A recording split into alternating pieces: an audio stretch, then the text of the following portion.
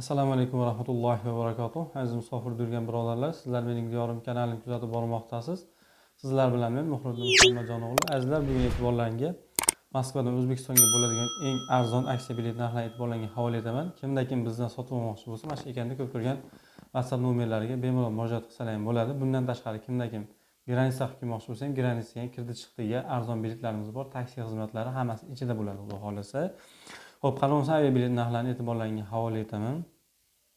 Xo'p, Moskvadan Toshkentga 10 yanvardan 31 yanvargacha 16.500 dan 12.000 rublgacha bor.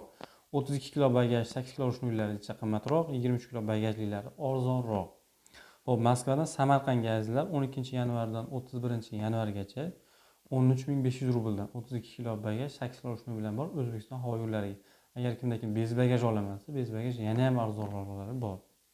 Xo'p, Moskvadan Buxoro va Navoiyga narxi bir xil. 12 yanvardan 31 yanvargacha 12.500 rubldan 23 kilo bagaj 8 kilo rushnoy bilan.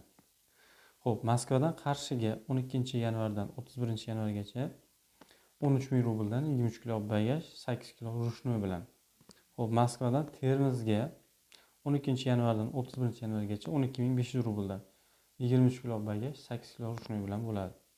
Xo'p, Moskvadan Urganch va Nukusga narxlari bir xil. 12.500 rubldan 23 kilo bagaj 8 kilo rushnoy bilan 12.5 mingdan bor 12 yanvardan 31 yanvargacha.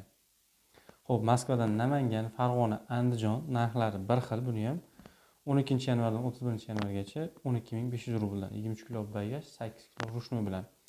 Xo'p, bu aksiyaga tushgan bilet narxlari o'zgarishi mumkin. Shuni sizlarga oldindan ogohlantirib qo'yay. Yana bir bor eslataman, kimda kim bizdan sotib olmoqchi bo'lsa, mana shu ekranda ko'rib turgan WhatsApp nomerlariga bemalol murojaat qilsa ham bo'ladi. Kimda kim granitsa qilib kelmoqchi bo'lsa ham granitsaga ham arzon biletlar qilib beramiz. Kimda qanaqa savol bo'lsa, komment yozinglar, WhatsApp orqali yozinglar. Inshaalloh hammalaringga javob qaytarishga harakat qilamiz. Xo'p, kanalimizga podpisatsiya bo'lib, like bosishni esdan chiqmasin. Sog' bo'linglar, salomat bo'linglar.